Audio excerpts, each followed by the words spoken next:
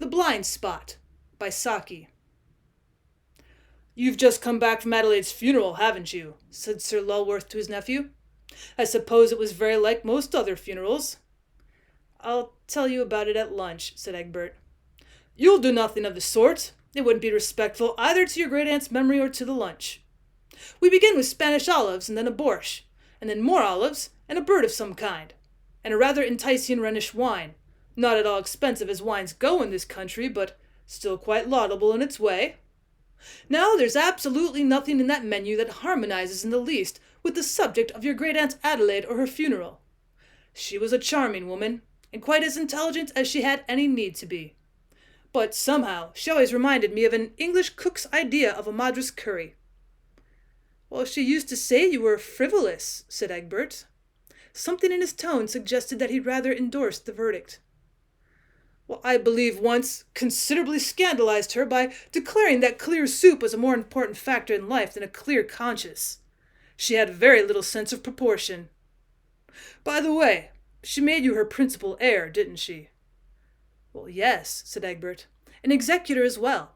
It's in that connection I particularly want to speak to you."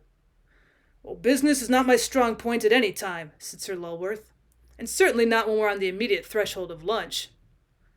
"Well, it isn't exactly business," exclaimed Egbert, as he followed his uncle into the dining room. "It's something rather serious. Very serious." "Well, then we can't possibly speak about it now," said Sir Lulworth. "No one could talk seriously during a borscht. A beautifully constructed borscht such as you are going to experience presently ought not only to banish conversation, but almost to annihilate thought. Later on, when we arrive at the second stage of olives, I shall be quite ready to discuss that new book on Borrow, or if you prefer it, the present situation in the Grand Duchy of Luxembourg. But I absolutely decline to talk anything approaching business until we've finished with the bird." Well, for the greater part of the meal, Egbert sat in abstracted silence, the silence of a man whose mind is focused on one topic. When the coffee stage had been reached, he launched himself suddenly athwart his uncle's reminiscences of the court of Luxembourg. "I think I told you that great-aunt Adelaide had made me her executor. There wasn't very much to be done in the way of legal matters, but I had to go through her papers." "Well, that would be a fairly heavy task in itself. I should imagine there were reams of family letters." "Well, stacks of them, and most of them highly uninteresting. There was one packet, however, which I thought might repay a careful perusal. It was a bundle of correspondence from her brother Peter." "Oh, the canon of tragic memory," said Lulworth. "Exactly, of tragic memory, as you say. A tragedy that has never been fathomed." "Probably the simplest explanation was the correct one," said Sir Lulworth. "He slipped on the stone staircase and fractured his skull in falling." Egbert shook his head. The medical evidence all went to prove that the blow on the head was struck by someone coming up behind him. A wound caused by violent contact with the steps could not possibly have been inflicted at that angle of the skull. They experimented with a dummy figure falling in every conceivable position. "But the motive!" exclaimed Sir Lulworth. "No one had any interest in doing away with him, and the number of people who destroy canons of the established church for the mere fun of killing must be extremely limited. Of course, there are individuals of weak mental balance who do that sort of thing, but they seldom conceal their handiwork. They're more generally inclined to parade it." "Well, his cook was under suspicion," said Egbert shortly. "Oh, I know he was," said Sir Lulworth, "simply because he was about the only person on the premises at the time of the tragedy. But could anything be sillier than trying to fasten a charge of murder onto Sebastian? He had nothing to gain, in fact, a good deal to lose, from the death of his employer. The canon was paying him quite as good wages as I was able to offer him when I took him over into my service. I've since raised them to something a little more in accordance with his real worth, but, well, at the time he was glad to find a new place without troubling about an increase of wages. People were fighting rather shy of him, and he had no friends in this country. No, if anyone in the world was interested in the prolonged life and unimpaired digestion of the canon, it would certainly be Sebastian." "Well, yeah, but people don't always weigh the consequences of their rash acts," said Egbert. "Otherwise there'd be very few murders committed. Sebastian is a man of hot temper." "Well, he is a southerner," admitted Sir Lulworth. "To be geographically exact, I believe he hails from the French slopes of the Pyrenees. I took that into consideration when he nearly killed the gardener's boy the other day for bringing him a spurious substitute for the sorrel. One must always make allowances for origin and locality and early environment.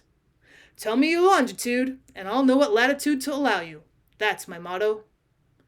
"Well, there, you see," said Egbert. "He nearly killed the gardener's boy." "My dear Egbert, between nearly killing the gardener's boy and altogether killing a canon, there's a wide difference. No doubt you've often felt a temporary desire to kill a gardener's boy. You've never given way to it, and I respect you for your self-control. But I don't suppose you've ever wanted to kill an octogenarian canon. Besides, as far as we know, there'd never been any quarrel or disagreement between the two men. The evidence at the inquest brought that out very clearly." "Ah," said Egbert with the air of a man coming at last into a deferred inheritance of conversational importance. "That's precisely what I want to speak to you about." He pushed away his coffee cup and drew a pocketbook from his inner breast pocket. From the depths of the pocketbook he produced an envelope, and from the envelope he extracted a letter, closely written in a small, neat handwriting. "One of the canon's numerous letters to Aunt Adelaide," he explained, "written in a few days before his death. Her memory was always failing when she received it, and I dare say she forgot the contents as soon as she'd read it. Otherwise, in the light of what subsequently happened, we should have heard something of this letter before now. If it had been produced at the inquest, I fancy it would have made some difference in the course of affairs. The evidence, as you remarked just now, choked off suspicion against Sebastian by disclosing an utter absence of anything that could be considered a motive or provocation for the crime, if crime there was." "Oh, read the letter," said Sir Lulworth impatiently. "Well, it's a long rambling affair like most letters in his later years," said Egbert. "I'll read the part that bears immediately on the mystery. I very much fear I shall have to give it to Sebastian. He cooks divinely, but he has the temper of a fiend or an anthropoid ape, and I'm really in bodily fear of him. We had a dispute the other day as to the correct sort of lunch to be served on Ash Wednesday, and I got so irritated and annoyed at his conceit and obstinacy that at last I threw a cupful of coffee in his face, and called him at the same time an impudent jackanapes. Well, very little of the coffee went actually in his face, but I've never seen a human being show such deplorable lack of self-control. Well, I laughed at the threat of killing me that he spluttered out in his rage, and thought the whole thing would blow over. But I've several times since caught him scowling and muttering in a highly unpleasant fashion, and lately I've fancied that he was dogging my footsteps about the grounds, particularly when I walk of an evening in the Italian garden." "Well, it was on the steps of the Italian garden that the body was found," commented Egbert, and he resumed reading. "I dare say the danger is imaginary, but I shall feel more at ease when he has quitted my service."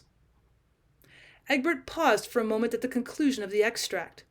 Then, as his uncle made no remark, he added, "If lack of motive was the only factor that saved Sebastian from prosecution, I fancy this letter will put different complexion on matters." "Have you shown it to anyone else?" asked Sir Lulworth, reaching out his hand for the incriminating piece of paper. "Well, no," said Egbert, handing it across the table. "I thought I'd tell you about it first." "Heavens, what are you doing?" Egbert's voice rose almost to a scream. Sir Lulworth had flung the paper well and truly into the glowing center of the grate. The small, neat handwriting shriveled into black, flaky nothingness. "What on earth did you do that for?" gasped Egbert. "The letter was our one piece of evidence to connect Sebastian with the crime." "Well, that's why I destroyed it," said Sir Lulworth. "But why would you want to shield him?" cried Egbert. "The man's a common murderer." "Well, a common murderer, possibly. But a very uncommon cook."